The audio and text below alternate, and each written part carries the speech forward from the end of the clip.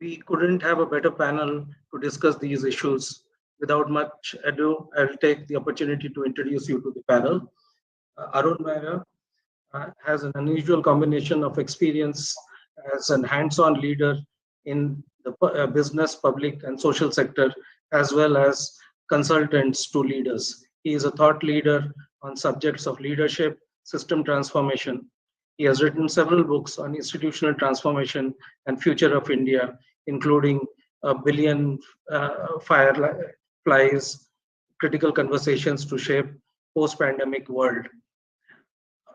And we, Arun has been a member of India's Planning Commission from 2009 to 2014, before which he was the chairman of the Boston Consulting Group in India, and also has worked previously with the Tata Group in India and abroad for 25 years. Welcome, Arun sir. Thank you. Hari Menon leads the India office of Bill and Melinda Gates Foundation. He has the role of director of the India office. Hari is in charge of managing the foundation's work areas in India, intending to improve conditions of family, health, sanitation, digital inclusion, agriculture, gender equality. He leads these efforts to advance the country's health and development goals by working closely with India's central and state governments, local and global non-for-profits, community groups, researchers, and private sector. Hari's key focus is to continue to partner with India on the aligned mission of transforming lives of people who are most in need by bringing on and bearing on our technical and global expertise of the Gates Foundation. Since 2017, he has also been overseeing the foundation's policy and government relations for South and Southeast Asia. Welcome, Hari, to this call. Thanks a lot. Praveen Singh Pradeshi is an Indian Administrative Service officer with 29 years of experience in services. Presently, he is the member administration at the new Capacity Building Commission, Government of India, which is India government's major policy reform initiative to drive standardization and harmonization across the Indian civil service landscape. He is the former Municipal Commissioner of Mumbai. He has managed entire public health structure of Mumbai and led the task force on the COVID-19 containment as Municipal Commissioner of Mumbai. He has also served as the additional Chief Secretary to the Chief Minister of Maharashtra. In addition to his administrative roles, he has held several senior leadership positions in the United Nations. He was the global head of UNDP Geneva and the senior coordinator of United Nations International Strategy for Disaster Reduction. He also recently worked for Defeat NCT Partnership under UNITAR as the global program coordinator. Welcome, Praveen, to the call. Thank you. It's a pleasure to be here at this colloquy and look forward to the discussions. And the three panelists will be in conversation with Bharti Gupta Ramola. Bharti has been my personal mentor for decades, and she is the chairperson of our advisory board at Transforming Rural India Foundation. Bharti's professional journey spans over 3 decades since her last role as the former market leader at PwC. She has been involved in advising the development of policies, institutional capacities, frameworks for private participation in key industries. Bharti straddles with several spaces. She is an independent director on the board of IDFC Life, Insurance Company Limited, SRF Limited, Feedback Infrastructure Private Limited. She serves on the governing board of Lady Shri Ram College, the board of Will Grow Innovations Foundation, and the GPA advisory board of UNITA's Impact Fund. She is also the member of the Global Diversity and Inclusion Council of PwC. Welcome, Bharti. Thank you, Anirban. And before I hand over this conversation to Bharti, if we can have maybe a digital round of applause for the panel, it will be great, and look forward to a crackling conversation to kickstart the second edition of IRC. Thank you, and over to you, Bharti. That looks pretty. Thank you. All right. Good afternoon, everyone, and thank you very much for joining us. Thanks especially to my panel. I'm really looking forward to the conversation. So the way in which we've planned it is that I will just start with a few words, and then I'm going to request each of the panel members to sort of make their opening remarks very briefly, maybe 4-5 minutes. And then we will have a conversation about some of the issues, focusing on how do we get to where we want to get to faster and quicker and in a more sustainable manner. And then at the end of an hour, I'm hoping we can engage with everybody else on this call in order to be able to have a broader conversation. So just going back to the purpose of this session, the Constitution of India actually refers to India that is Bharat.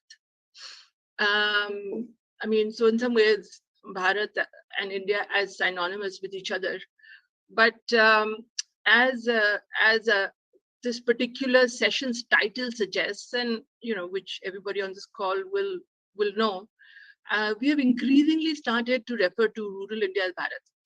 And the question that I think comes to our mind as we sit on Amrit Kal, as the Prime Minister describes it, the 75th year of our independence, a time when we should be able to make new beginnings, to make use of all the opportunity that the future can hold for us. With this Amrit Kal, what does it mean for Bharat? The interesting thing is that looking around, whatever the color of the government of the day, whatever the ideology of the parties that are involved in our democracy, the imagination would appear to be fairly synchronous about what we want for Bharat, what we want for rural India. But as Arun was sort of mentioning during our pre-conversation, is that I think we have to examine the theory in use versus the dream or the vision.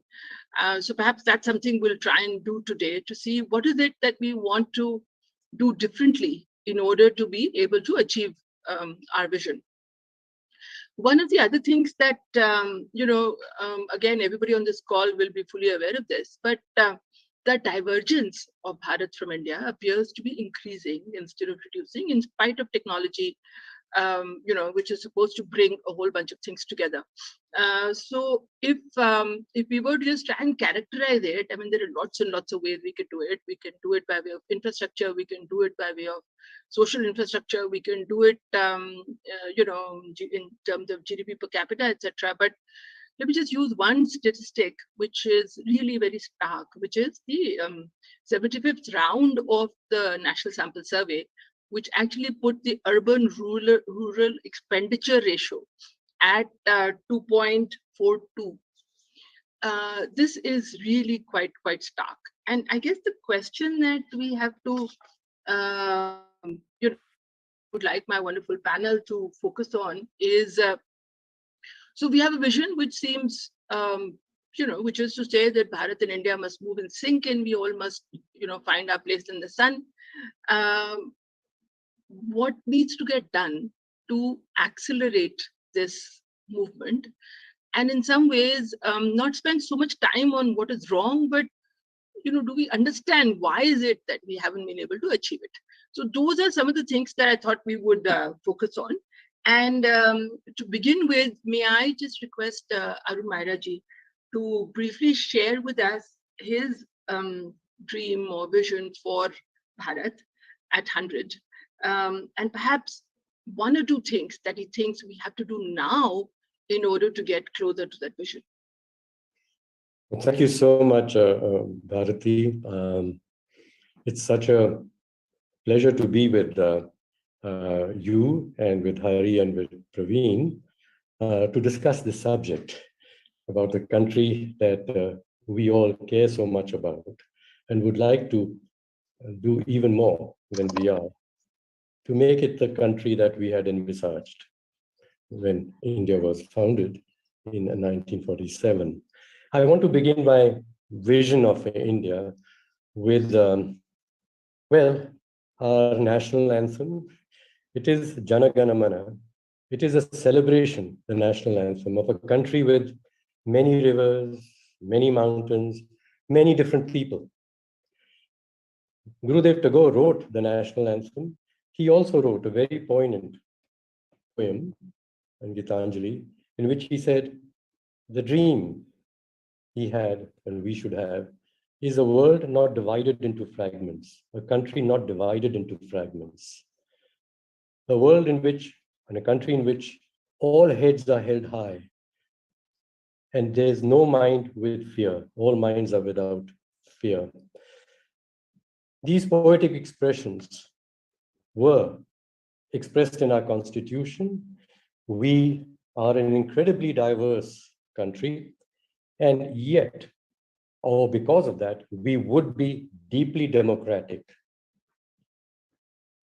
The second, Gandhiji, who we've seen in already your videos as you introduced the subject today, his vision was Purna Swaraj, our vision, where every Indian has not just political freedom, the right to vote, but social freedom also, overcoming generations of subjugations of people by caste or education, and economic freedoms. And the challenge was, of course, to have all three of them together, Purna Swaraj. How would this come about? I'm going to jump a little bit by just saying the image that came up when you invited people to cheer for us as the panel was an image of yellow lights lighting up and rising up, many together. And you did say how beautiful. That image of fireflies arising, of small people using their own light to lift themselves and create light for others, with millions such fireflies, millions such leaders in rural India and all over India, is the path for the transformation of India for us to realize our vision. Why are we not getting there faster, to your question? And you said so.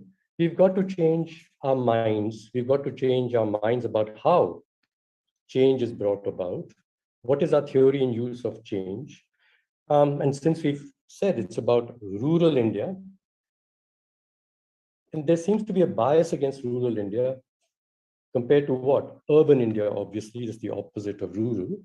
And there's a sort of favor for urbanization, that if rural became urban, India would be the India of our dreams. And we do know, and Praveen is here, living in one of our largest cities, it's so difficult to give people full freedoms, social, economic, and political, within cities.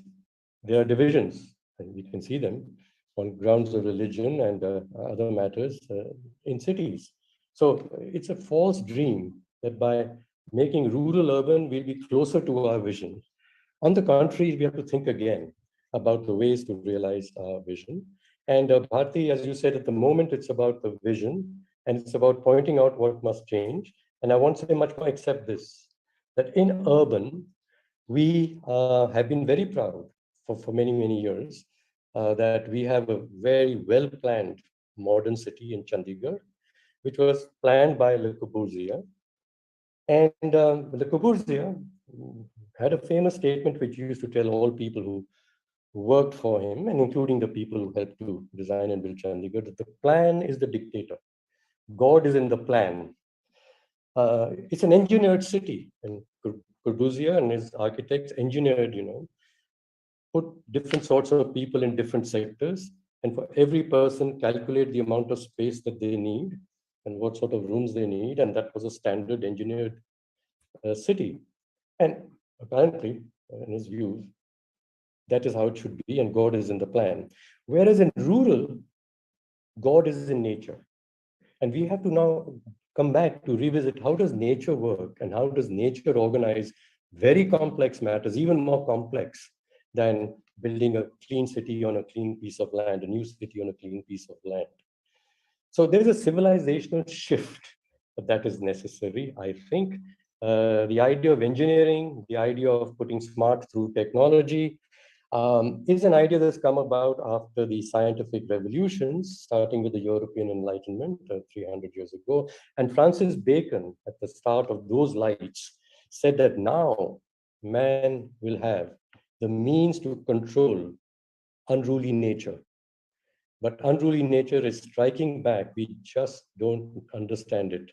And with fires and floods in the most advanced country, that is the United States, and everywhere in the world, including us, we are going to have to rethink our theory of progress, our theory of development, and our theory of who are the experts that can bring about the change that we want. So I'll just leave it there for now. The vision is the same, but we have to change our ways of thinking about how we're going to get it. Thank you. Thank you, Arun. Hari, may I bring you in now? So again, if you could take a couple of minutes to see if you agree with the vision or if you have a slightly different definition of the vision, but also then to say, what are the one or two things we have to do in order to get there faster? Thanks a lot, Bharati, and thanks to Anirban and the Tryst team for continuing with these very enriching set of conversations every August. I have to say it's a decided disadvantage to have to follow Arun because he's probably made all the points I wanted to make far more eloquently, and I think laid out a vision that's fairly difficult to disagree with. Because I think almost all of what he said, I think, will be critical for all of us to take on board to get to fulfilling the potential of India as a country, India as a culture, when it'll be our 100th year of independence. I'll just add a couple of points to not a couple of points, but I think a primary challenge for us to face is, we probably live in difficult times. I mean, this is probably, in someone with my lifespan, I'm going to turn 50 later this year. It's possibly the most bleak period that I have lived through as an adult. But I strongly believe, the line that says, it's darkest before dawn. And I think what we are faced with right now is probably very visible failures of the policy and economic platforms on which we based our notion of development.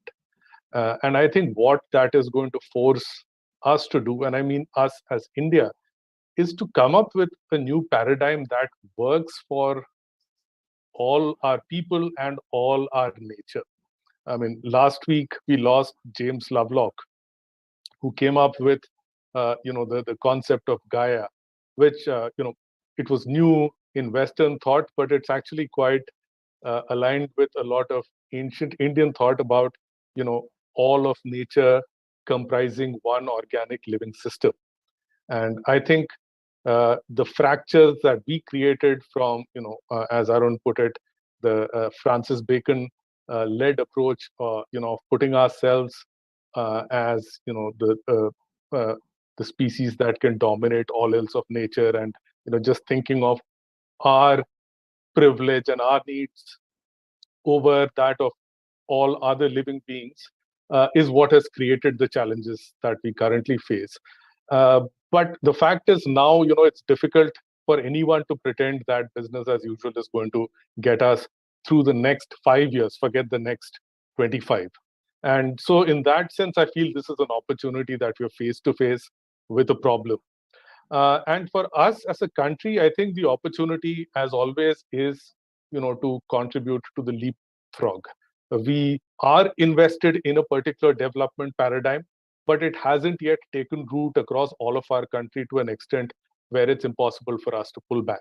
I think we actually can chart a different path from here on, which allows us as a country to fire on all cylinders, right? And I go back to a line that guides the work of the Gates Foundation, which is this notion that all lives have equal value, and a human being, no matter where they are born, what their gender, what their background, has all it takes to fulfill their full potential. And to me, the India of 2047 is one where that is true, where it should not matter if you're a male, whether you speak English, whether you've been educated in a set of elite institutions, or if you live in 4 or 5 cities in India, which currently concentrate all the opportunity there is for people to make a difference as an innovator. There is this fairly famous and well-regarded curve. It's a bell curve that talks about the diffusion of innovation. And that basically talks about 2.5% who are early adopters, the next 13.5% who are early innovators. The opposite way. And then the 34% and the 34% and the 16% who are followers, or in some cases just fence sitters and stragglers. I think the problem we as a country face today is our 2.5% and our 13.5% who are really needed to drive innovation can only function if they are in our cities, and in many cases belong to some of the categories I mentioned. If you're male, you speak English, you are from an elite set of institutions, only then. So we are leaving out a very large segment of our population who have those innovators and early adopters from being able to contribute to our country's trajectory. And my sense is, in the next 5-10 years, we've got to create the tools, many of which will arise from technology, to unlock that potential. Just one that I think is very critical is, if we were to leverage the potential of AI, and there's lots that AI can do wrong, which we have obviously must steer clear of. But if we can use the advances in AI-based language recognition and translation to come up with tools that can break the stranglehold that English has as the lingua franca of business and innovation, that can dramatically unlock the potential for all of India to contribute. Of course, there are many other structural barriers as well. If you're a woman and a girl, you don't have the same access to opportunity. If you are living in a rural area, you don't have the same access to opportunity. So many of those structural barriers need to be overcome. But to me, the language bit is actually something we really need to try and break. And I think technology can be a huge enabler for that. And the holy grail, as a colleague puts it, is the universal language translator. If we are able to leverage our capabilities to come up with something of that sort, which not only unlocks language but unlocks the power of speech. So whether you can write, type, etc., ceases to be the barrier it is today. So people can onboard a lot more seamlessly into what the digital economy can offer. I think that could be a big barrier breaker or destroyer. Of course, like I said, a lot more to do in the context of India, but that's one area where I feel we should do a lot more. So thanks, Bharati. Let me pause here and hand back to you. Thank you, Hari. And and I guess the good news is we're kind of on our way there. So that's as far as this last point that you made. So that's good.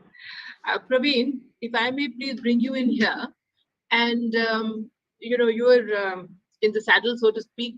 When we talk about what actually specifically we're trying to do. So perhaps if you could share for a couple of minutes your dream for India at 100, and then the one or two things that you think we need to do differently, or new things we need to do in order to get there faster. Particularly with respect to rural. Is that your phone going blip blip? Yeah, I think I switched off my phone, but it's still coming on the computer because it still uses the computer phone. Yeah, So, yeah. I think these things are. so let me get started without much time. So I think on the vision for Bharat and the fact that there shouldn't be really a distinction between the quality of life enjoyed by people living in cities and in rural areas, we all share that. And we have seen Western European countries reach that. The quality of life of a distant remote village in most of Western Europe is almost the same, whether it is access to quality education, water, or sanitation, as in a city like London. So that's all okay, and we all share that. I don't want to reiterate that. I have two things. One is about this whole issue about policy failures and the fact that the divergence has increased, which is also obviously true. So, how has that happened? And why is that happening? So, that's number one. And number two, can we really think out of the box to reverse this? So, first is, why is this happening? I think a simple look, I'm not saying that we need to imitate the West. A simple look is that rural areas their own motive. I'm going to speak something quite counterintuitive because otherwise it's not provocative enough. They improved only when cities improved. So the whole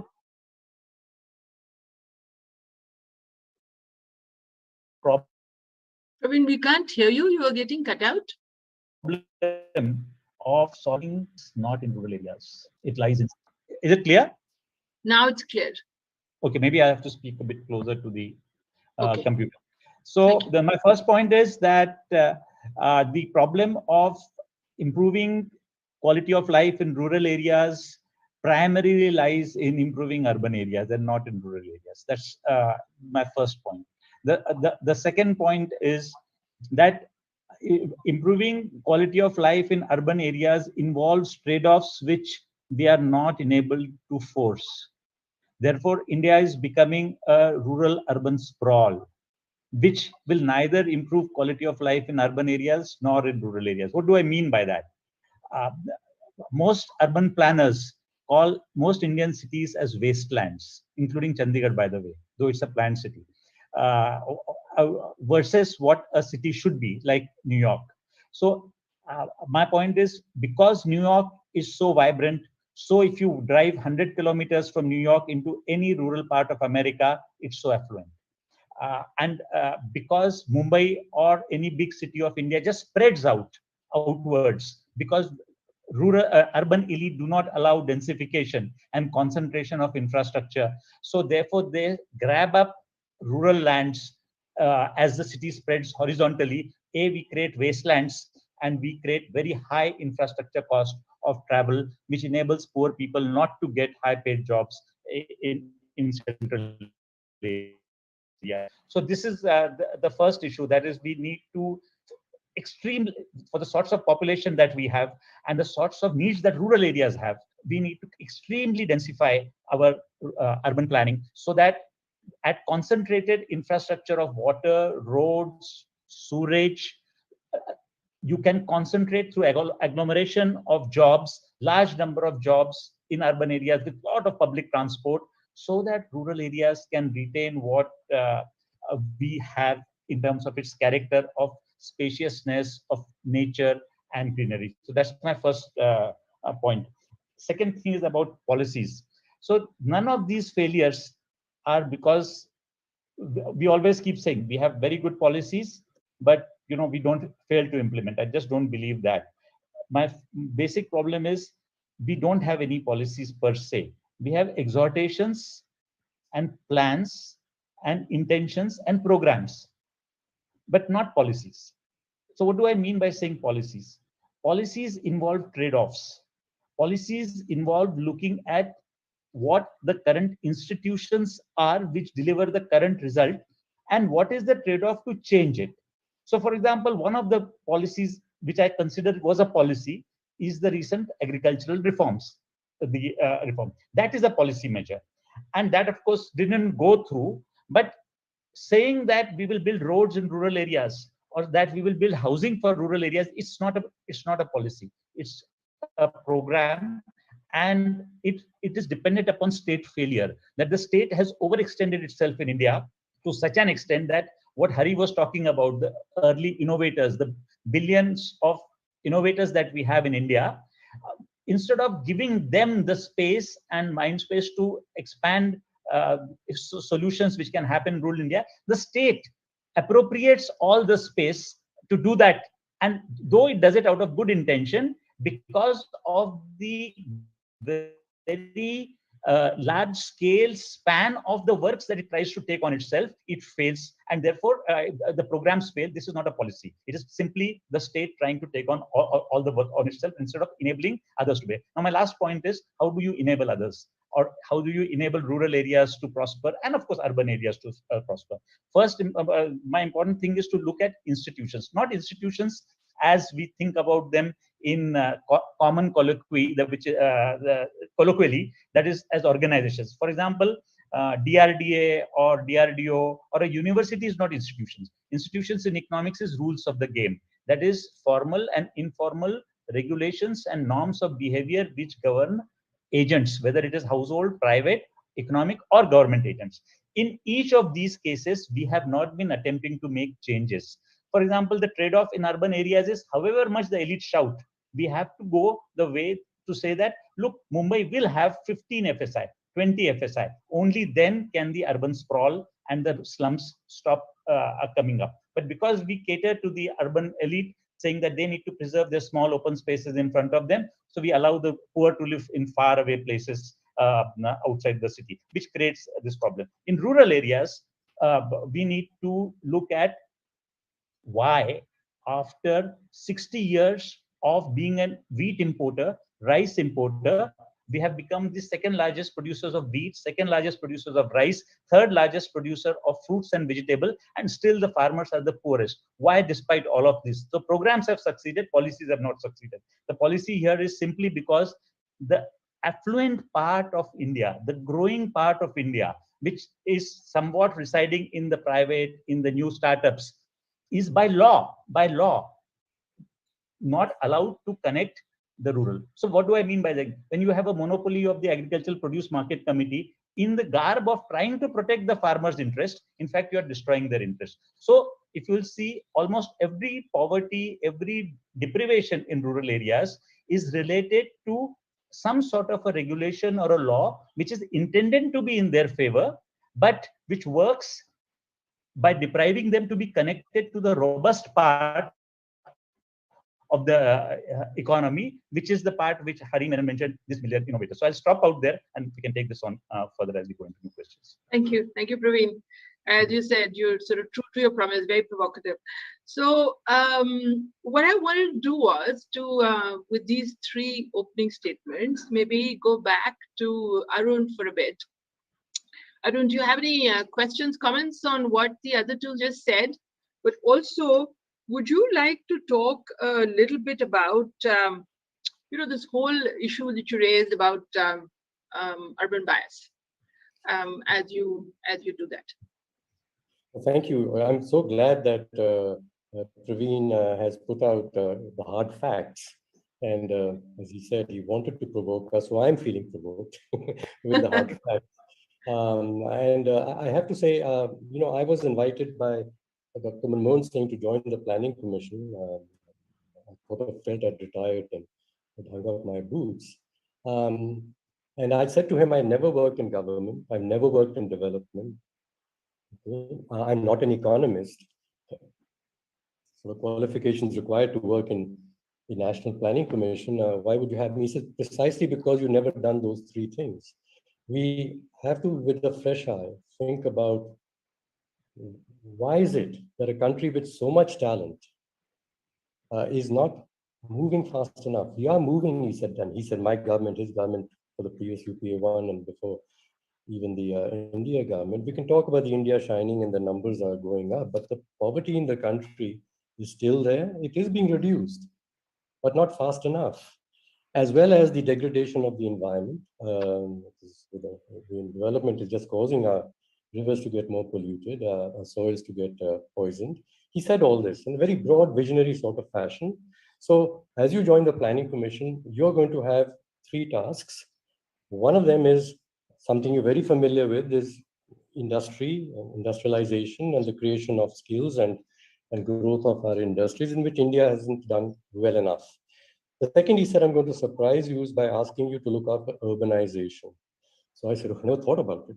He said, no, we need a fresh thinking about that. We've had a massive program called the Jawaharlal Nehru National Urban Renewal Mission. It was the largest public program, perhaps in the world, concentrating on improvement of the urban areas. And with some time, the time to review the program is coming to an end. Why did it not produce? Why is it not producing enough results?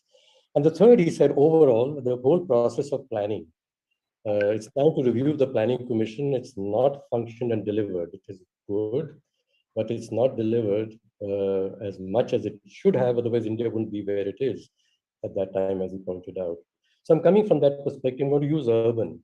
So I concentrated a lot on urban. It was new to me. I've lived always in cities, in India, abroad also, and never thought about the organization of the urban sector and the planning and the growth of it. So I studied a lot, I read a lot, and I came across some very interesting ideas. For example, about Bombay, a city that Praveen is familiar with. Well, it comes like this. Professor Jeb Bergen from the Michigan University, he had done, and he's done a lot of work on urbanization around the world. But he starts with the fundamental thing that Praveen like was saying. Let's get to the fundamentals. He said, what's the purpose of urbanization? The purpose of urbanization is to enable larger numbers of people to improve their access to opportunities and their standards of living. Okay, got it. Second is, as a public manager like myself would be, how can this be done with the least amount of taxation and therefore least amount of government interference, and the system itself produces more opportunities for people and with least amount of public money. So then he put his students in the Michigan University to work and do research. He said, okay, look around at all cities in the world that are over 1 million people and see on these 2 axes, the ones that have taken the largest number of people from a level of poverty to another level of poverty, I mean the delta in their lives, in their generations, has been that much, and how much public money was used to produce that delta in that large number of people's lives. And so this is in India, he was presenting it in Bangalore. And he said, well, which city do you think this is? And of course, Stockholm, I don't know, Singapore, we keep coming out with all of that. He put it out. It was Dharavi in Bombay. So we said, shock, that's called a slum. We don't want people to live like that. He said, of course we don't want people to live like that, but on this point, that people who've been able to lift themselves up because of the agglomeration that they were in, the others they could interact with, the system they were able to create, the exchange of value amongst themselves, they have lifted their levels of income, as you know, in 2-3 generations. Several of them are well, almost millionaires who interact with global trade and so on. And we, because we keep thinking about it as a slum, don't give it the public support for sanitation and infrastructure to connect with the city on the outside.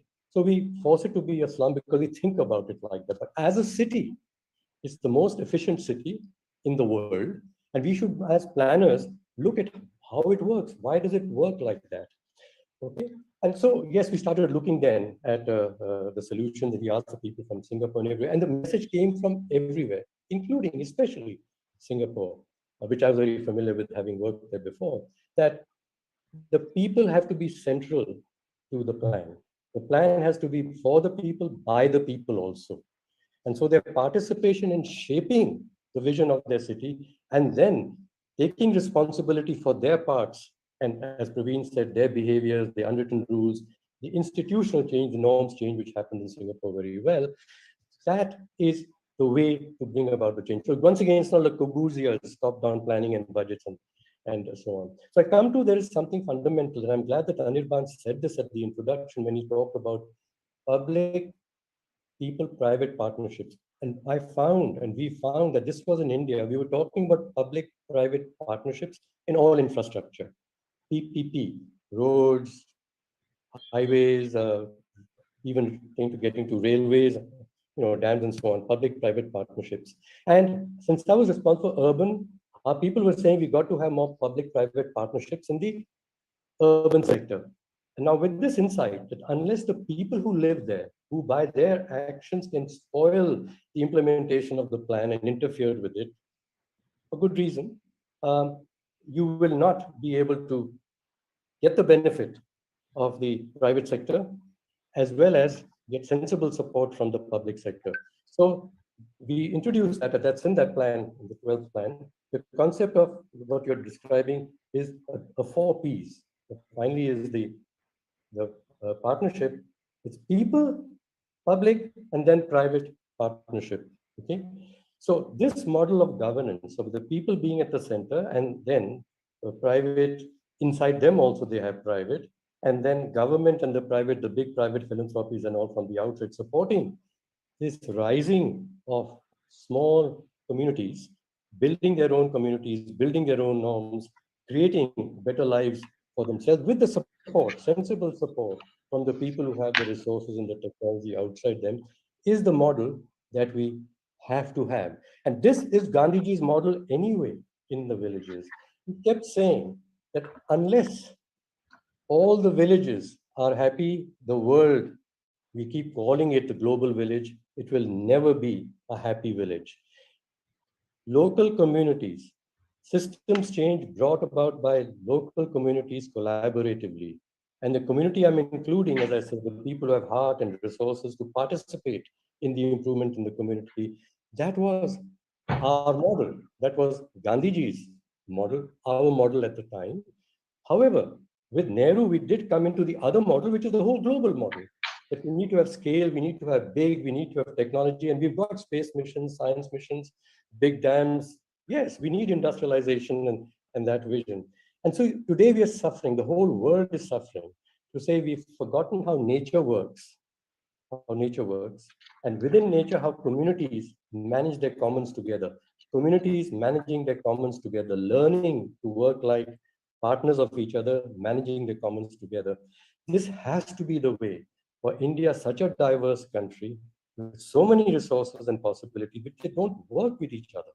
They don't work with each other. We have the most contestation. And Hari, I do like what you're saying about language. We have to be able to understand each other, but it's not just a matter of Hindi and English. The biggest disputes, divisive disputes, are between people who speak English within English-speaking countries on the internet. So it's not that communication, it's about listening deeply to the concerns of others, to who the others are, what they believe in, and learning something from it. Firstly, learning to respect that they also have their own wisdom, their identity, their need for dignity and respect, and so do I. Let's listen to each other. So I think the big technology that India needs, frankly, is the technology of learning to listen deeply to people not like ourselves. Because if in our country with so much diversity and therefore so much possibility of combining different sorts of attitudes and insights, and therefore into a collective new world-beating game, we are just actually spoiling it by dividing ourselves. And it's nothing to do with language. I'm saying I speak English, and the debates I'm having with my English-speaking, well-educated, economics educated, or whatever educated people, there's so much ideology. And it's that matter, this ideology that people वो समझते नहीं है. हमको उनको कराना है. हम economists हैं, PhD किए हैं, हमारे पास data है. Please, we can't plan with data. We have to, the people must plan. That is democracy. Government of the people, of course. And for the people, definitely. That's the purpose. You have to be accountable to the people. But it's by the people. The deepest democracy is governed by the people, planning by the people, progress made by people doing things themselves. Fireflies, each of us has that possibility. We can be leaders of change in my own life, and by collaboration with the others immediately around me, bringing about change in our village. And this also in my part of the city. Each part of the city, yes. Take responsibility for your part of the city and don't wait for Praveen Pradeshi. And we need to wait for him. And disaster relief, as you say you studied, is why did the disaster happen? Can we prevent them? Can we progress in a fashion which there's less risk and there's more resilience? Thank you, Arun. Maybe I'll get Hari to come in and talk about data, because Arun said, well, data is nice, but our planning needs to be done with people, by the people at the center of it. So what can data do if that we believe is the right way to go? So would you like to talk a little bit about that, Hari? And of course, if you want to pick up any comments from any of the others. Sure, thanks, Bharti. So again, I mean, this is, I'd say, such a potentially fractious topic. I'm sure there are multiple perspectives, right? And there's no way to say one approach is better than the other. And my point on language was not so much to say that,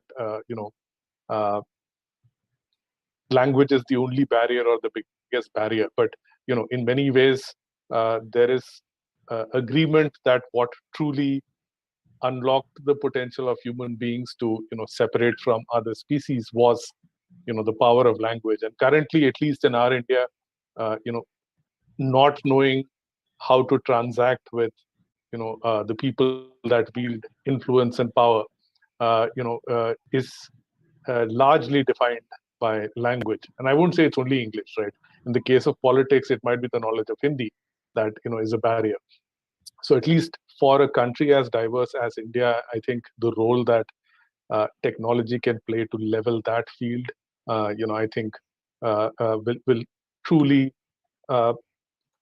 initiate the process of what you're saying, Arun, is needed, which is putting people at the center of development. I think the challenge right now is the way we think about planning, and I would say even the reason we had something like the Planning Commission was this notion that planning has to be done from the center because people don't have the wherewithal. We need the few experts to come up with a plan, and that is really the antithesis of what you're saying.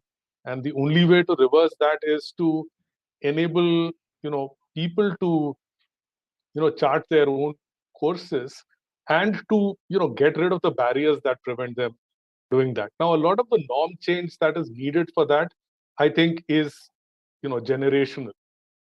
Like, I mean, we all like to talk about empowering women and girls, the notion of gender equality. It's going to take us time to get there. You spoke, Arun, about the technology to get us to be attentive listeners.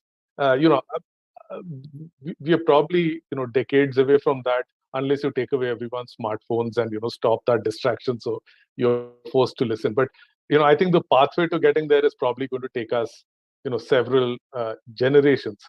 So at least I think of what are the one or two things that we can do that can be levelers. And I do feel that technology, when appropriately played, and here I feel India actually is getting it right. India is thinking about digital public goods that serve the public interest and the public need. A lot of the technology advances that we've seen over the last 10 years are being guided by considerations of the public interest and not really what benefits a private innovator. And so I think the way India is going about digital public goods actually is something potentially transformative and can be enabling for development.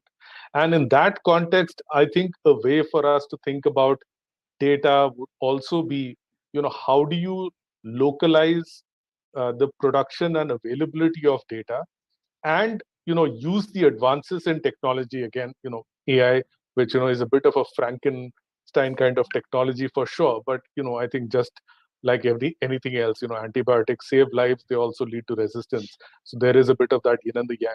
But I think if we are able to create data service utilities and think of a data as a service construct. Just as you have, software as a service, which once you establish connectivity enables potentially anyone to engage and use a particular, software capability.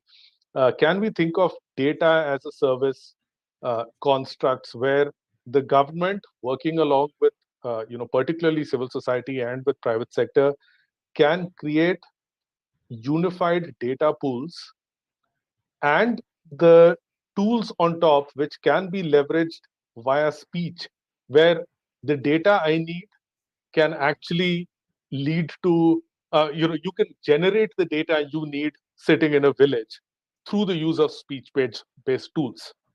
If I want to know how much money came into my village through a government program, if the requirement is that I have to navigate a computer, a screen, maybe even write a search query, I think the likelihood of that resulting in useful, usable data is close to zero.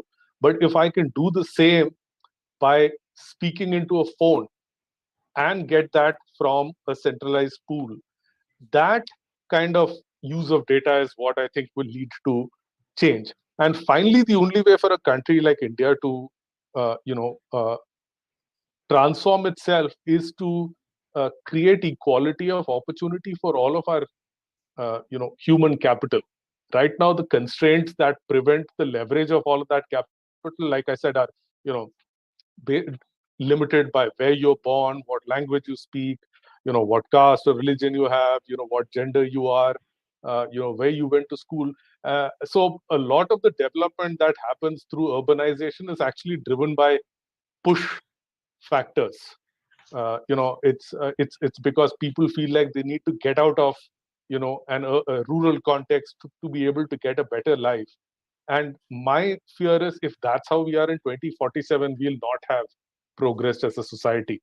By 2047, I hope the need for people to move from, a context, call it urban, to another, rural to another context, urban, or vice versa, is really guided by the aspirations of people, and it's really because there is a compelling internal pull that wants to take you elsewhere, as opposed to the model we have today, where you really need to get out of rural settings to feel you have access to opportunity. So my sense, in many ways, I'm going back to, can we leverage the power of technology to create tools for, the use of speech in vernacular languages, and at the back end through, our TPG infrastructure, create the data pools that are needed for people to get all the information that they need. And this is all, I think, doable in the construct of what we have laid out as, digital public infrastructure in India. And what we need are probably some institutions, slightly different take on what Praveenji said, that allow data to be pulled when needed by people regardless of where they're staying. So that is my view of, how data could be usable. I think the current mode of how we think of data is actually very limiting. I don't think it's going to lead to decentralized, people-centric, development, because it's still controlled by a few and it's actually monopolistic. Right. So thanks, Hari. What I'm going to do is, because I sort of promised ourselves I would do that, is to get the other participants into the conversation. So what I want to do is pick up one or two questions from there and then come back to one or two things that I'm dying to get you all to comment on. So I'm going to pick up the first question which came along. This was from Ankita. And this is to Praveen, saying, Praveenji, won't an FSI of 15 to 20 lead to huge pressure on resources in a situation where, we already have so much pressure on resources? No, what was the question? Will not? This was in context of your comment on, FSI? FSI. Yeah, I didn't get your first part of the sentence. Saying a FSI of 15 to 20, won't it put too much pressure on resources? Yeah. Very good. No. Actually, the issue about FSI is that it Sorry, Praveen, again, I think we can't hear you properly. Be self-financing. So most, let's say instead of one, can you hear me now? Yes. Is it clearer now? Yes. So the issue about FSI and additional FSI is purely about self-financing. So if somebody needs to use, instead of one FSI, let's say 15 FSI, they need to pay 10 or 15 times that high to the local planning body so that they can build the additional water supply, the additional drainage, and it's has to become self-financing. The obverse of that is even worse. The obverse of that is we retain 1 FSI or 1.5 FSI, and what happens to the poor people, because the 1 FSI is already appropriated by the elite in the center and in the business districts and the elite areas.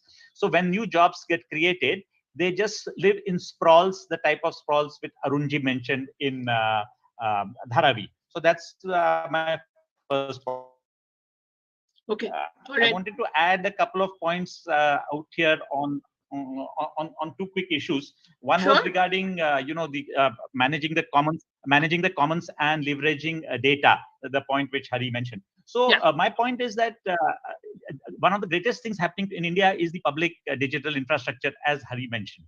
But we have created a public infrastructure of data availability through the IT infrastructure, but we have leveraged the advantages. Just one example being rural marketing. So while our production has tripled and quadrupled, people don't get the best prices because the law of which restricts selling within the same taluka market committee, traders registered in that market committee. So even if you have data access which says that, look, if you want to sell your tomatoes in 5 talukas away, and which you are able to see on your mobile, the law says no, you have to sell through your registered APMC, and they can sell out here. So this is what I meant by saying that it's not about regulations. This is about institutions. The institution which was created in 1950s, which thought that farmers need to be protected to get a good price by having a protected market, is actually going against them. So that was my second point. My last issue, which is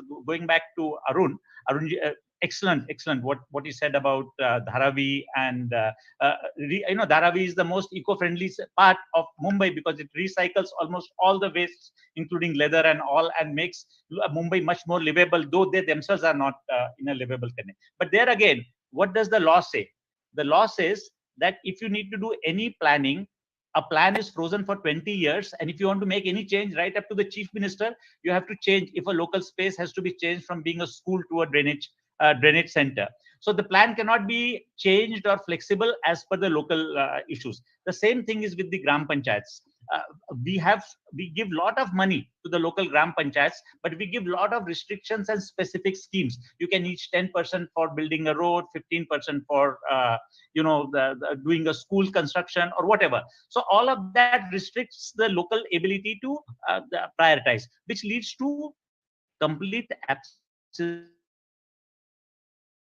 I think the biggest problem India is facing process available in India, how leaders are born, which was there before. What we have done is, even in gram panchayats, now what we do, there will be 1 Dalit member, 2 women OBC members, and 3 rotations of sarpanch, first year Dalit. So what happens is a leader is not born in the village who can take 5 years the development of the village and therefore get re-election, and therefore that village leader becomes a district leader. And then this is what happened in Maharashtra.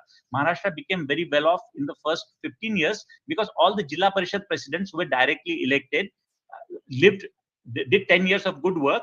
They were born as state leaders, and Yashwantrao Chavan came like that, Vilasrao Deshmukh. But now, since we did very detailed planning about even leadership, we said who can be a sarpanch, and he has to have 1-year term, 2-year terms. So unless we have direct elections for sarpanch, Jilla Parishad members, all this talk about allowing local people planning is just a word. It is not going to take place unless we change the regulations. These are the institutions, how we create leadership at the Gram Panchayat, Jilla Parishad, and Nagarpalika level. Yeah, I can see Arun wanting to say something. So Arun, please go ahead, and then I'll pick up the next one. Praveen, as you were speaking, we talk about sort of planning a city. Concretely, the street should be here, the FSI should be that. It's an engineer's plan. about how to use the space. And as you said, that does help in circulating financial resources. You can raise some and then you could use those resources, hopefully, for the purpose of the best purpose of other people and the people who have the wealth. It hasn't happened. And so that way of, I'm talking it like the urban engineering planning way, I'm saying that we can apply, and you are applying, I think, instinctively, that way to planning an institution, where you talk about how many people should be in a body, what are the skills they should have to get into the body. You're engineering that institution, okay? And that is where, our wisdom about what that place requires or what that institution requires is then going to govern what's going to come out after that. The time has come for us to rethink our concepts of rural, cities, institutions, and therefore, let's not be like God to say, if I plan it right, then the institution of the panchayat is going to work. Nature works more organically. It evolves, it learns, it makes mistakes. Completely. Exactly. So that way of thinking and acting, which is what I call systems acting. So I think what we need to change very fundamentally, be planners, engineers, economists, managers, is to learn a systems being that I'm a small part of a very large complex system, and let's be humble about it. Let me not pretend that I can understand and manage it. And other people will expect me to do it. And therefore, I've become either fearful that if I appear as if I don't yet understand, I lose my prestige, or I believe that I know how to manage it, which is even worse. Okay, so we get on to making ourselves into strong leaders in the minds of others and in our own minds. Let's be humble. Let's be systems being that we are a small part of a large complex system with other human beings and their sense of needs and powers around us, as well as nature, which is part of the larger system. So this way, I say listening to other perspectives, listening to the trees, listening to the water, listening to the condition of the soil, and of course, listening to people who are not like us, the poor people, rich people, other sorts of experts, is an essential discipline for being effective as a systems being when it comes to systems thinking. That experts in urban areas, I'm saying, do not even have good solutions for urban areas, then to take their solutions to the rural areas, which are very different in their composition and their structures, is wrong. And vice versa, of course, would be wrong also. So everybody must be able to understand the structures of the system in which they are and ask questions, why is it not better? So that's a property of a system. Every system is perfectly designed to produce the good and bad things it's presently producing. So ask, what is it about the structures of the system, which especially to the point Praveen you made, is the way we think. That is a part of the structure of the institution. It's the essential part of it. So examine why is this happening? Whose ideas, my ideas? What are the breakdowns in collaboration over here to make the system work like a system? So that then gives me insights into where the points we often use quite often is power and leverage. Where are the points at which, with least power, the system will start to, you catalyze the change in the system. So systems thinking. And the last thing is systems acting, which is collaborating with others. The movement for change. We talked of in 1942, what was sparked by Gandhiji. It was millions of people who all were doing things which they believe would make a difference, suffering everywhere. He didn't call a big army in Panipat and have one more fight with the British. It was all over the place. So the idea of a movement in which others are also working for the cause, doing what they can do where they are doing, and we are all together in this. This is about, I say, local changes in every village separately, in every part of large cities, where people locally take charge, are given charge, and then helped. And to Hari's point, absolutely. People need data. And I'm a scientist. I've done a master's in physics and gone on to be a consultant with technology. I absolutely respect the power of technology. But I know that that power can go into only monopolistic hands and be used for the sake of further power and wealth of those people. So how are we going to create the management of technology which is democratic?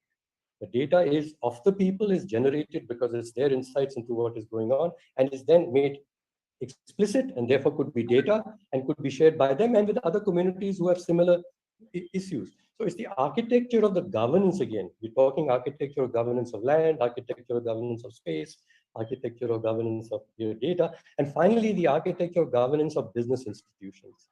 The design of the business institution is that people produce wealth. Everyone by their actions is contributing to the production of the wealth, but that wealth is captured by the people who so-called own the institution. This is legally right. I mean, the investors must get all the profit and they can then determine what to do with the profit. And if I've sat on a board, and I've sat on many boards, and I try to be an independent director, but if I were to make a suggestion that the corporation changes what it does a little bit, because the people outside will get more benefit, but it will reduce in the short term or the long term a little bit of the profit to the corporation, I'm immediately charged. My fiduciary responsibility is to the shareholders. No, I'm responsible to the system. And so I'm saying there's a rethinking about institutions and the purpose of institutions and the thinking of the people who govern those institutions in government, in the private sector, and people within the communities. They must feel that it is up to us, it's required of us. Maybe we don't know how. We don't know two things. We don't have the science, we don't have the data. The other is we don't know how to collaborate. And neither do those guys up there know how to collaborate. So let's teach them how to collaborate. Thank you, Arun. So I want to pick up some more questions and try and go a little bit more quickly. So there's Mohammed Harun who's saying, as a development professional, how are we looking at villages, which will probably be an urban area by the time India turns 100? And what I'm going to do is pick up maybe one or two more, and then each of you can try and answer one of them. The second one is, I'm going to paraphrase it. So we have plans, we have exaltations, we have all sorts of things, but we don't have policies. I guess in some ways Praveen was saying we don't look at trade-offs and make choices. So what can we do to have more thought through, debated, and properly debated, but then agreed policies? So if we can try and respond to those two questions, whichever one of you want to go first.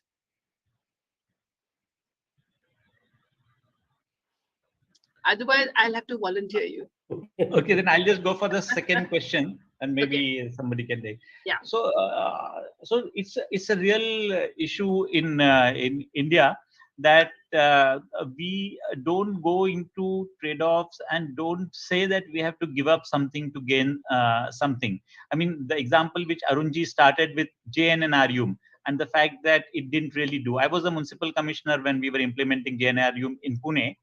And JNNRUM is not a policy at all. It is just a series of grants for series of projects without trying to solve the basic urban problem. One, that there is a hard budget constraint, and the city and its city elected people have to think about raising resources locally and local priorities, what they can do within those hardly available money, and not think of a soft constraint, keep asking central government or state government and they'll keep getting money and then they can waste the money. So this is the way that has to. How do we do it? I think the point which again Arunji mentioned, this movement, what Israel did, very interesting. And my dad keeps telling me this umpteen times, and I was so happy, Arunji, that you repeated it. So what Israel did is they did this whole thing about water recycling, their shortage of water. But they knew that the governments will come and change. And, they have arrested even one of their prime ministers, a country like Israel. But they knew that civil society doesn't change. So they created a network of civil society organizations which carry on the policies and programs of what is set in, let us say, in the vision statement of the country. So this could be things like we need to recycle all wastewater, or the fact that we cannot grow sugarcane. We need to ensure that the water is available to all rather than too few farmers who have. I just a thing. But even if the government changes and the new person says, no, let's go for sugarcane or whatever, the civil society, which agreed that we needed to distribute the water equally because it's so scarce and we can only use through drip irrigation, that civil society ensures that these long-term held policies which create the vision of that country together are carried through. So that we lack, and creating that which will hold each successive government, whatever the color, Ramola, whatever the color of the government, that will change, keep changing, democracy, that will happen. But there are some constants, And that's not just the constitution, it's beyond the constitution, because constitution is a very big framework, but we need to even get into some of the micro frameworks, whether it is our vision for India. For example, something like direct elections of Gram Panchayat Sarpanch versus indirect election and cutting the money power, direct elections of municipal presidents versus indirect elections, and the money making which takes place by putting one person president with 20 corporators support. And all of these things, if supported by civil society, will not be able to be changed at the whims of periodically elected governments, and will do a lot of good for India. So I think the most important thing that we have to do here is to create a movement with a permanent civil society network which holds these views and can keep putting a gentle pressure on the government over a long period of time, so that these nudging changes take place. I'd like to build on what Praveen, you were a municipal commissioner in Pune, and I know I learned a lot from how Pune was different to Bombay. If you were there in Pune. Yeah. It was a city. It was, for me, a lighthouse. Of course, I'd grown up and worked in Pune for many years, so it kept going back. And Prime Minister said, connect with the urban areas. I said, but let me go and see what's happening in Pune. And I heard a few. So there is something what you said exactly. It's, as you said, the direct election there, taking responsibility, what resources can we raise. And so that comes to the point that this is it, that whether you're in a village or you're in a city, just look around you and say, this place and the people who live in this place, we are together, we're going to improve this place. So one is that attitude that it's about all of us together. And unless all of us together go up, none of us can be very good or happy, right? But this is not the theory that is used in development. The question was development. We talk of property rights as being essential. We say the tragedy of the commons, Hardin's theory, is that unless something is owned by somebody privately, it will not be well looked after. And so he said that, that's why we have to not allow things to be commonly owned. They must be converted into somebody's property. Women work differently. In the house, even in India, still, unfortunately, perhaps, I mean, it's like the man owns it, the properties in his name, and he can decide, and the woman, nevertheless, enables the whole family to be happy and harmonious. There's a power that a woman exercises to make the commons, that is the family and the home, a better place. So it's not about the money. It's about managing the commons together. So this idea that the commons are best managed by the people to whom the commons belong and who will get the benefit of it. Alina Ostrom was the first woman to get the Nobel Prize in economics after 42 men had got it.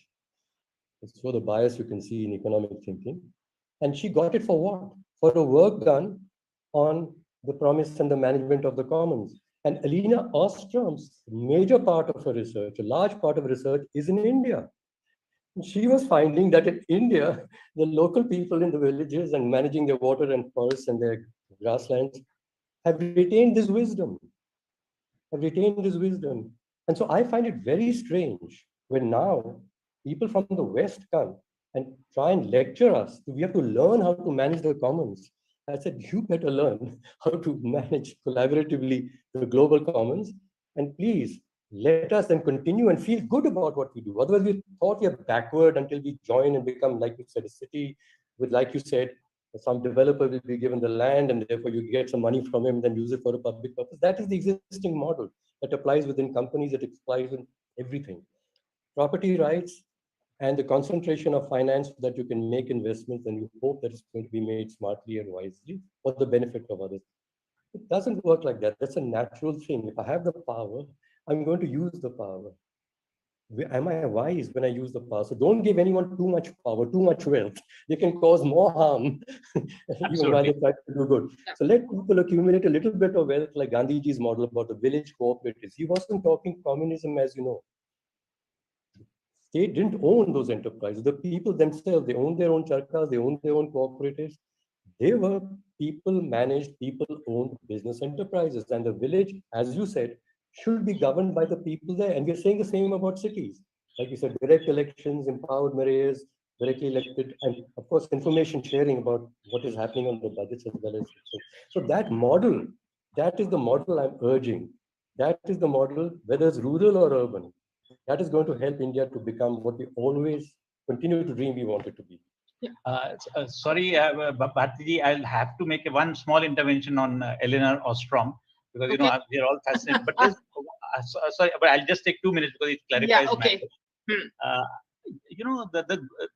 Arunji, the thing about Eleanor Ostrom is she says both how local people are able, communities are able to manage commons, not just for one generation, but across even hundreds of generations, like a mountain village in Japan or a mountain village in Switzerland, and how the management of commons by communities breaks down. And India and many parts of South Asia, Sri Lanka, fishermen, common demarcation. Second is autonomy to appropriate benefits and share them from amongst the local owners. Then the authority to sanction or punish those members of the commons who do not participate in the common requirements. But suppose it's a forest and you need to give labor to stop the fire from, then the local community itself has to have, say, you didn't come for the fire, you will not get the fuel wood, or whatever it is. All of there are 6 total rules, the last of them being that grievances are not settled in the court of law by police. There is a nested enterprise where 3 or 4 common communities make a federation which solves grievances if there is between 2 things, and fixed boundaries which are recognized by each other of all. Now my problem is that the modern laws of India, I come back to things, have broken all these traditional rules, so that forests are no longer managed. The local fishery resources are no longer managed. Fishing village, there's a trawler which comes and takes away all the fish. If he takes away all the fish, then all the local restrictions which they practice, not to fish during the breeding season, not to fish with deep nets and take away the young ones, all of those vanish because it's first come, everybody. So basically the breakdown of the commons also requires support in what is the power of the state to restore back these common rules, so that people can continue to govern, which Switzerland has done. That in a Swiss mountain, only the local law governs the pastures, and the national law doesn't overrule the local village law. We don't allow that here, and therefore we only have an ideal. We don't have it in practice anymore now. It's sad. Theory in use. So Hari, do you want to make any comments on either commons or on the women question? And then I'm going to just come and ask you each to take a minute to try and take us to the end of the session. So Hari? Yeah, so I know we are only about 4 minutes away, so I'll try and keep my comments very brief. I think I just want to build on something that Praveenji alluded to, which is, I think, the need for us to revisit, blow up, and redraw some of the basic premises that drive our governance and policy making. One is, I think our laws are still too much derived from what the British left us. And they were set up for a different purpose, which was for a small governing elite to subjugate a large nation. And we haven't done enough to get rid of that past, even as you've talked about the need to become more Atmanirbhar, etc. So I think our thinking has to become more independent, and that is going to require those that have power, effectively letting go or handing it over to others, which I don't think has happened sufficiently. The second is, this is much more challenging, and I don't know that there is a clear path ahead. I think revisiting what constitutes successful economic policy. I think the current way GDP is measured and is really worshipped as the only measure of development, that sows the seeds for future failure. Because as long as our policies for the next 25 years are going to be in service of maximizing GDP as currently defined, then we will continue to not do what Praveenji and Arunji said we should do, which is to get people to set the course for what are their priorities, and to transfer resources to enable that kind of forward movement. Right now, the way things are set up, I think what we're talking about will be very idealistic, because the power to determine what happens is still going to be concentrated in the hands of those who are seen as contributing to GDP very much in the way we currently have. And I think, the planet is striking back. I think the Gaia model is kind of coming back to bite us. We are running into all sorts of constraints, be it availability of commodities, clean water, air quality, all the things that we take for granted and that we consider the commons actually are now becoming anything but common. So it's not a direct answer to your question. It's just a couple of considerations to leave for maybe future panels, because there are no easy answers. How do we redraw the rules of the game by which we play? Because I think the problem for the future is, if we keep playing this game, we are not going to break out of, these shackles. Thank you, Hari. And I think that was a great segue into taking us to the end of the session. Can I please request Arun and Praveen, and eventually if you think of another one, Hari, a point that you would like the rest of the sessions of this colloquy to focus on. And of course, if you have any closing comments, I know we are at the end of the session time, but if Anirban permits, maybe we'll go over by a few minutes. Just for these comments. Is that okay, Hari has asked the main profound question, that there's certain ways of thinking that are governing us. And these are the ways of thinking that the people who have the power and who are responsible for governing us use. He mentioned that, thinking of economic growth, GDP growth, as the measure of the improvement of well-being of everybody is been proving to be wrong. And the well-being of nature, of course, it's wrong. We measure that by how much the GDP of a country is growing. But we keep using this. And so we need a new vision. And the vision cannot be GDP, larger GDP. How are new visions created in countries? The Bertelsmann Institution in Germany, they asked this question: how do large societies, countries, change their course, change their way of collective thinking about what they want at the end? In other words, a new scorecard for themselves.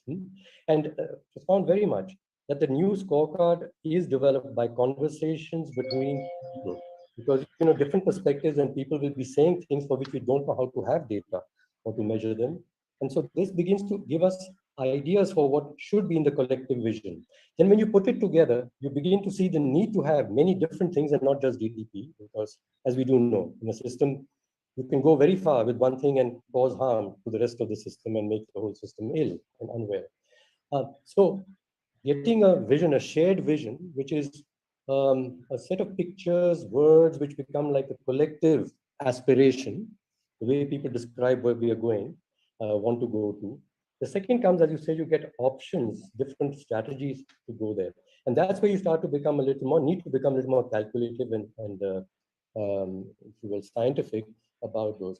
But in the evaluation of the strategies, we're going to go back and say, will they get us closer to and more fully towards the vision, or just again solve one part of it only?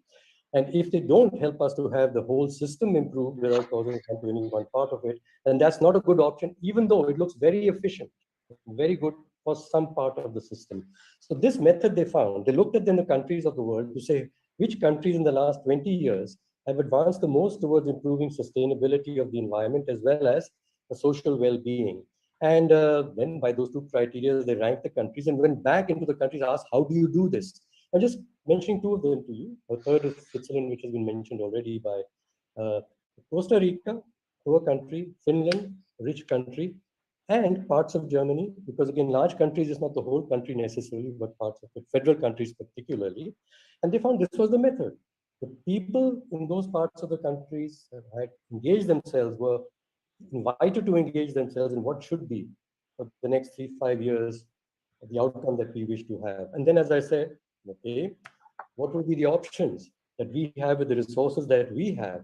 And then what if we have to ask for resources from the center? What is it we'll ask them for? Let's be smart and not be given things like JNRU, here it is, and here's what you do with it. We are going to ask and say, this is what will suit us. Are you going to give it to us or not? And quite often it turns out, Bharti, when they're doing it in this fashion and using their own resources as best as possible, what they ask for is very little, but it turns out to be in an area which the person at the top didn't think about. Like, for instance, they will ask, and Praveen would love this, can you help us to build our own capacity to learn to collaborate with each other? Of course, the person up there says, gosh, that's something we need to learn. Maybe you could teach us, but you need to get the agenda right. You get the agenda right. So this, I think, is the world is proving, and I'm saying there are parts of India that are proving this. There is hope, I feel. But let's follow the right theory and not keep on worrying about getting more efficiency by using the wrong theory. It's just harming everything. Anything that you want the panels which follow to focus on, Arun? I would say very much, I think they're talking about the big vision of design for the future. And I say this, is the design an engineer's design that, somebody smart chaps are going to say this is the design of the future constitution or the future shape of the country, the cities and so on. No. The process of design, as we know, is a participative process. Design thinking is you see yourself as part of something larger and say, what little can I do that will help the design of this thing become better? And I have to listen to others, because if I don't do what they want me to do, I can't do what I want to do. That's how collectively the design appears. You don't redesign it. The design appears. That is nature. Right. Please ask them this question. Okay. What is the Great. process of bringing about the change? We'll ask the session on design to focus on that. And Hari, anything that you want any of the subsequent panels to focus on? Yeah, so I guess I'm going to ask a slightly existential kind of question, because you're thinking about what worked when all of India worked together as a movement. Examples of Gandhiji and how he was able to mobilize people. There was, of course, a shared vision which everyone had, and I think that orientation towards a goal helps. But I think there was also a lot of shared trust. I think we have become a low trust country, a low trust society. So what are the things that we could do? And this, I don't have answers, which is why I'm hoping one of the future panels can talk about it. How could we revive trust in each other and trust in society? Because the only way to engage in any shared endeavor is if there is, a feeling of trust. And how do we, revive that? Right now, I just feel that, we break down by almost every possible line of fracture there is in society. Okay. And Praveen, you get the last word.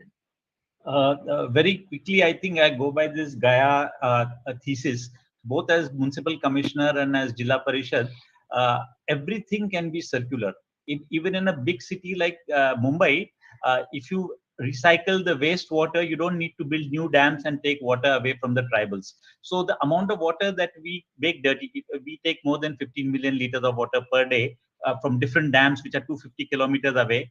70% of it becomes black gray water, which we throw in the sea, and we keep middling new dams. So if we can treat the water, recycle the water back for both, even to start with domestic or non-drinking purposes, you are reducing your burden. Same thing with the garbage, which you have huge garbage dumps. None of the compost we are not able to recycle. Villages can do the same, which is move towards a more circular economy, and instead of burning stubble, you have organic recycling. But the real question then is, how do you really get to this point?